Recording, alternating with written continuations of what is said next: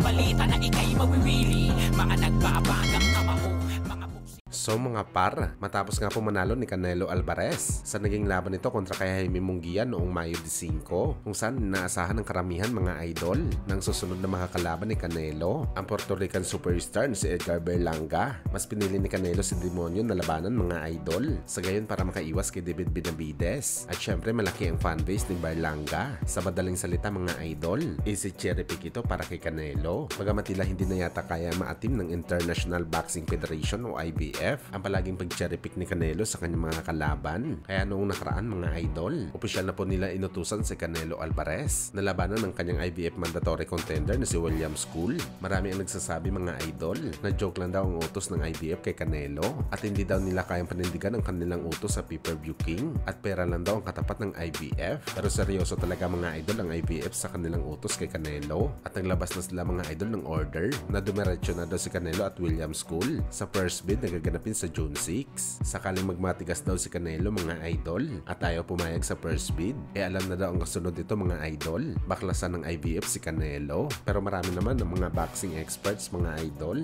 ang nagsasabi na ang pag-utos daw ng IBF sa laban kay Canelo kontra sa kanyang mandatory challenger, baka na daw ito lahat ng Meksikano. Ito daw para tulungan ng IBF si Canelo na umiwas kay David Benavides dahil palaging inuulan si Canelo ng batikos galing sa mga boxing fans na palaging may alibay daw ito para wag labanan si Benavides sa bakbakan. Ubos na daw ang dahilan ni Canelo mga idol, kaya kailangan na nito ang tulong galing sa mga sanctioning bodies kagaya ng IBF.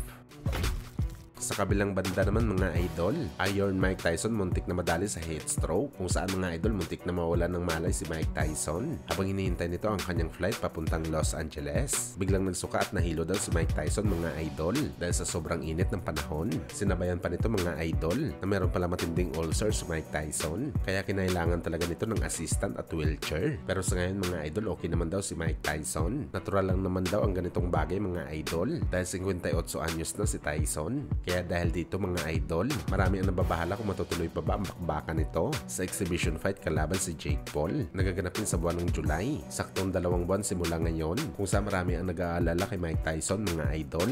Baka sa laban daw dito kay Jake Paul, madisgrasya ito sa bakbakan. O sabihin na natin mga idol na malakas sumuntok si Mike Tyson, pero hindi pwede na hindi siya makatanggap ng suntok galing din kay Jake Paul. Kumuntik na nga siya mahimatay sa sobrang hilo dahil sa init. Paano pa kaya mangyayari sa kanya sa bakbakan sa ibabaw ng boxing ring?